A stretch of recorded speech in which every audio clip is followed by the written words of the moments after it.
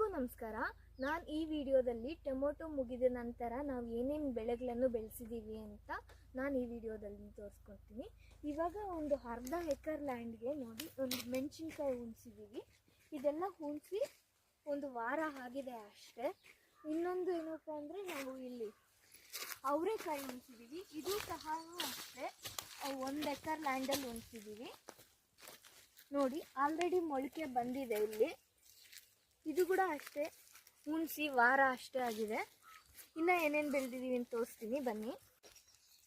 ಇಲ್ಲಿ ಒಂದು ನೋಡಿ ಎಲ್ಲ ಒಂದು ಅರ್ಧ ಎಕರ್ ಲ್ಯಾಂಡ್ಗೆ ಬದನೆಕಾಯಿ ಹುಣ್ಬೇಕು ಅಂತ ಡ್ರಿಪ್ಪು ಮಂಚಿನ ಪೇಪರು ಎಲ್ಲ ಹಾಕಿ ಸಿದ್ಧತೆ ಮಾಡಿ ಇಕ್ಕಿದ್ದೀವಿ. ಇನ್ನೊಂದು 2-3 ದಿನದಲ್ಲಿ ಇಲ್ಲಿ ಬದನೆಕಾಯಿ ಉಣ್ಬೇಕು. ಇನ್ನು ಸೌತೆಕಾಯಿ ಉಣ್ಸಿದ್ದೀವಿ, ಹಳೆ ಬೆಡ್ಡುಗಳಿಗೆ ಉಣ್ಸಿದ್ದೀವಿ, ಅದು ತೋರಿಸ್ತೀನಿ ಬನ್ನಿ.